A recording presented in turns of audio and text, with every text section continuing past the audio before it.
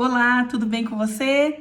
Meu nome é Raquel Rodrigues, eu sou psicóloga, eu sou líder das mulheres e dos adolescentes da Igreja IA Church e eu tô super feliz que a gente tá aqui estudando junto, fazendo essa série sobre a Páscoa, e hoje é o vídeo 6 que vai falar sobre o sepultamento de Jesus, né? Sobre o sábado, o que aconteceu aí nessa fase. Bom, pessoal, na sexta-feira, às 3 horas da tarde, Jesus entrega o seu corpo, né? Ele rende o seu espírito. Naquele momento, o véu do templo se rasga de cima a baixo, porque ele abre um caminho para mim, para você, um caminho direto com Deus. Nesse momento também, a gente entende que Jesus foi tão lindo, Deus foi tão perfeito conosco, porque assim, ele morreu a morte humana.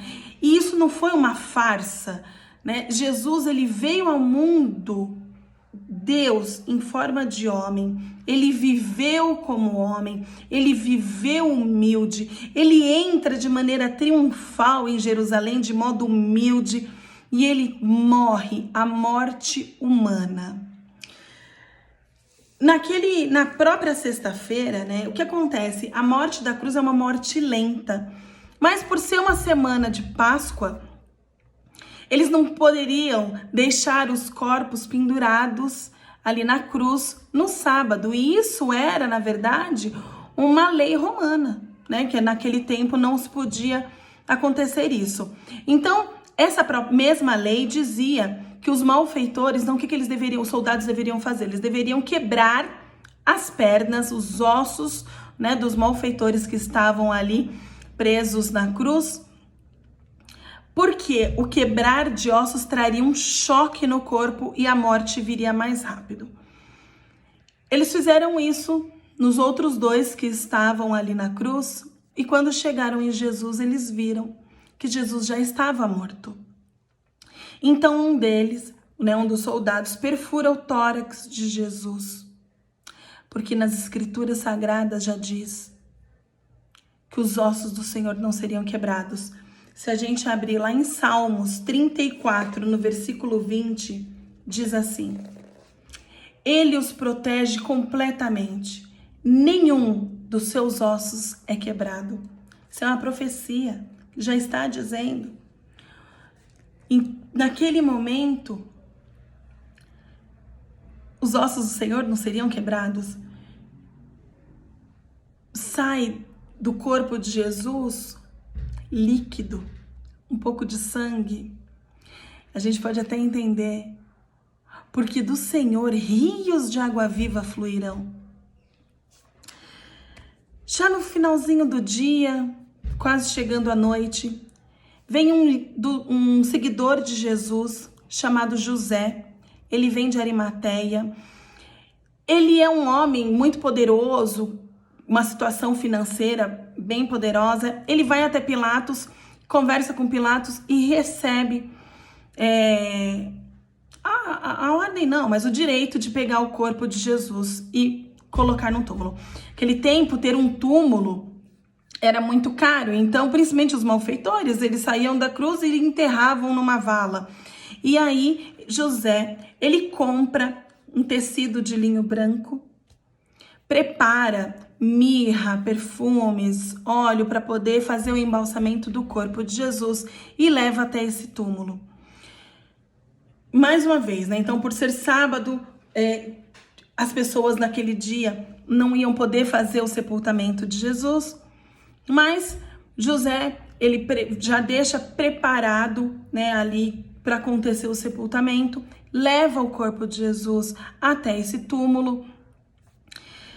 Só que os soldados, com medo de uma rebelião, de que os discípulos viessem atrás, né, e fossem roubar o corpo de Jesus, até porque a história da ressurreição já era um burburinho para eles. Então, o que eles fizeram? Colocaram 2 soldados sentados ali, né, no túmulo, para que ninguém fosse ali roubar e depois falar, tá vendo? Falaram que Cristo ressuscitou e na verdade não foi, né? Então, eles deixaram ali 2 soldados de plantão. Nesse mesmo sábado, os discípulos estavam reunidos em suas casas e muito tristes, chorando muito, né? O povo estava chorando muito por conta disso. E aí eu acho que eu quero parar e conversar um pouquinho com vocês para falar exatamente isso.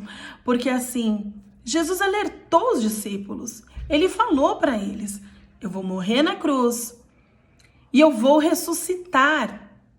Eu vou vencer a morte ao terceiro dia. Mas os discípulos não acreditavam.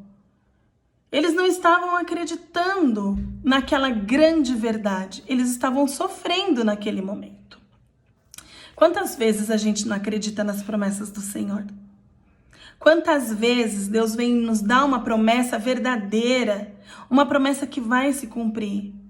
O tempo de Deus não é o mesmo tempo que o nosso. Por muitas vezes eu me perguntei: Deus, por que isso não aconteceu ainda comigo? Por que tanta espera? Porque o tempo não é meu, porque o tempo é de Deus. O que eu preciso verdadeiramente é acreditar, porque é uma promessa do Senhor na minha vida. E se é uma promessa, eu preciso acreditar. Era uma promessa de Deus na vida dos discípulos. Jesus tinha alertado para eles a respeito da crucificação e da ressurreição. E eles não prestaram atenção. Então esse é um alerta para nós. A gente não está prestando atenção nas profecias do Senhor sobre a nossa vida, nas promessas do Senhor sobre as nossas vidas. Jesus tem a morte humana, e assim como todos nós iremos ter a morte humana.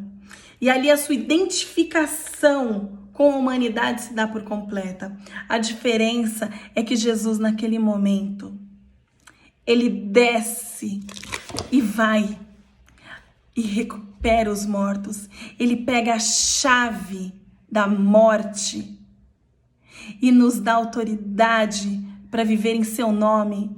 Ele nos dá a oportunidade da eternidade. E é isso que ele faz nesse momento. Ele recupera para nós a vida eterna. A morte não é o fim da história. Não é só o começo. É o começo da vida eterna. É o começo de viver ao lado de Jesus. Eu declaro que todos vocês que estão assistindo esse vídeo hoje, que no nome de Jesus, que vocês entreguem o seu coração verdadeiramente para Cristo. Que vocês declarem que Jesus Cristo é o único Senhor. Naquele momento que Jesus desceu, ele traz consigo todos os mortos que estavam adormecidos e que acreditavam nele. E que acreditavam nas profecias do Senhor, que acreditavam em Deus, que viveram em retidão. E ele leva consigo, porque ele venceu a morte. A gente não precisa ter medo acerca das circunstâncias, de tudo que está acontecendo, de coronavírus. A gente não precisa ter medo de nada. Porque acima de tudo, a gente tem um Deus que lutou, que sangrou no madeiro por mim e por você, que venceu a morte por mim e por você, e que nos deu a garantia da vida eterna. A morte não é o fim. E essa história não é o fim.